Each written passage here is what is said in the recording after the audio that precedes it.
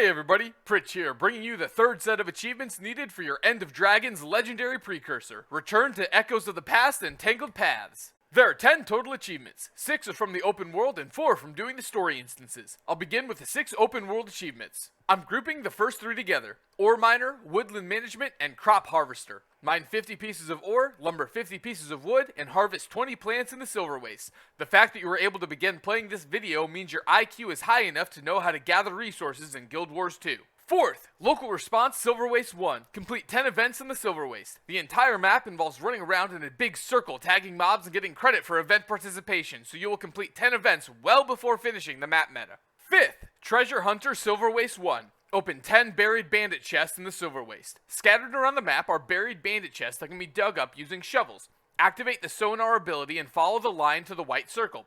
Dig in the circle to uncover the chests. To open the discovered chest, you will need a skeleton bandit key. Since you need to open 10 chests, you will need 10 skeleton bandit keys, which can be gotten in 2 ways. First, complete any 3 other achievements in this list, or second, you can buy them from the vendors for bandit crests. In the typical Reba meta, people go around uncovering these chests all the time, and you can easily get well over 10 in one meta run. Sixth, reconquer the hidden depths. Loot the Greater Nightmare Pod. The Silver Waste is a map whose meta is run by the players. Everyone has to run around and complete events to progress the map. The community has to keep all the outposts up and running during constant plant attacks. Once the packed assault preparations are completed, a hole will appear at each outpost for players to jump into. There's a champion underneath that needs to be killed. All 5 champions must be slain in under 5 minutes. Then everyone has to assault the main boss on the west side of the map. There are 3 lanes, and each lane spawns enemies that must be killed while different allies help destroy the vines blocking the path. Each lane will take turns loading in and fighting a champion in the center. Special note here, you will get a debuff on you, preventing you from being able to do more than 1 lane in a run, so make sure everyone spreads out evenly. Once each lane kills their respective champion in the middle, everyone gets to enter and loot the Vine Wrath chest. This chest gives you 1 key of Greater Nightmares. Take this key and travel to the hidden depths located on the south side of the map. Wait for the path to open up and then sprint to the middle of the labyrinth and open the Greater Nightmare Pod in the middle. Just be careful of the shiny green dogs because they will one-shot you. Special note for those that didn't participate in the boss kill for the key, you can gather lesser nightmare pods scattered around the labyrinth, and once you collect 25, you can combine 25 essences of nightmares with a bandit skeleton key for another key of Greater Nightmares. The next 4 achievements are all from doing the story missions associated with the 2 episodes. To start, travel to Fort Salma in Kessex Hills and load into the Ghosts of Fort Salma. Kill ghosts and then watch Marjorie's dead sister twirl for a sword and the end. Make your way to the Silver Waste, then load into a reunion with the pack where you can cry at the sight of Traherne and then ignore people talking until they let you leave. 7th, return to Kaith's Reconnaissance Squad. Go to the northwest section of the Silver Waste and load into the story instance. Listen to Canuck warn you about bombs, then kill all of Balto's cousins and press forward.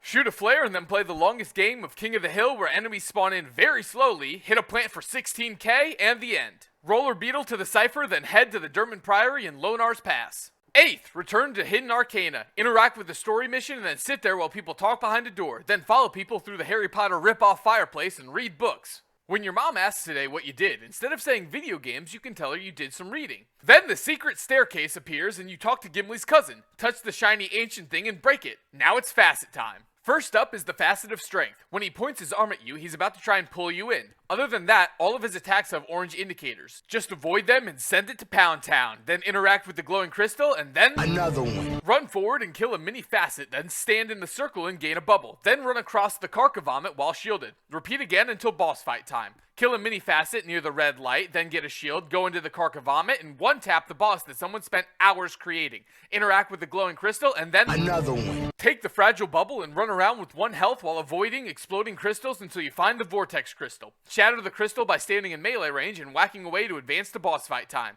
The Facet of Darkness literally just involves 1 mechanic. Take the fragile bubble and go around breaking vortex crystals. You can't hurt the boss any other way, so just dodge, duck, dip, dive, and dodge your way around the fight until you've shattered enough vortex. Interact with the glowing crystal and then another one. Finally, it's M&M time. All the boss's attacks have orange indicators, so don't stand in them. Also, don't stand in the red circles that look like they hurt.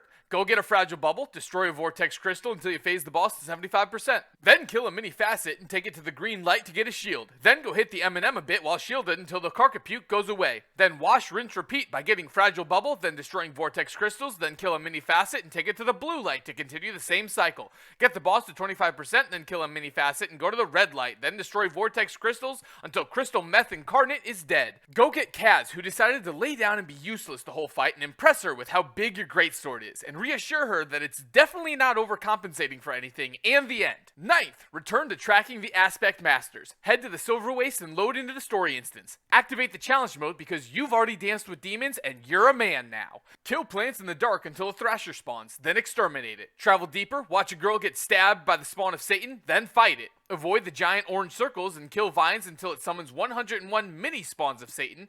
AoE them down like a mouse because you're a dragon hunter, and then range the spawn of Satan while it dashes around the room. At 50%, it sends out pulsing attacks that do more damage the closer you are to him, so stand on the outer edge of the pulses for less damage, and then get him to 25%, where he will go and do the exact same pulsing attacks. Bring the demon down, and the end. 10th, return into the Labyrinth. Travel to the Silver Waste and go to the Hidden Depths entrance to load in the story mission. Go run through the Labyrinth in search of your friends while avoiding plants and green dogs imbued with Grent's touch. Marjorie is directly south of where you begin the Labyrinth, Rox is slightly south of the middle area, Kaz is northeast of the central chamber, and unfortunately the game doesn't allow you to proceed until you find Braum, so you have to go get his fat ass too. But first, slay the Reaper's pet to assert your dominance over the game. Then head to the Southern Wrench on your minimap, and there are vines there that Rox will get rid of for you. Save Dopey, then head back to the start of the maze and go up the central ramp to the middle area for boss fight time. Here you'll find an Apex Predator with 2 moves. First, he summons circles that look like they hurt.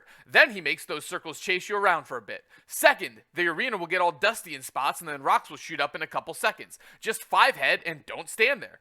Put the Apex Predator in its place behind the purple tree, and the end. 11th, like and subscribe. Search for both the like and subscribe buttons on this video's YouTube page and left click. Once you've completed all 11 achievements, congratulations! You've completed the 3rd set of achievements needed for your End of Dragons Legendary Precursor. Great job, and I'll catch you guys in the next one.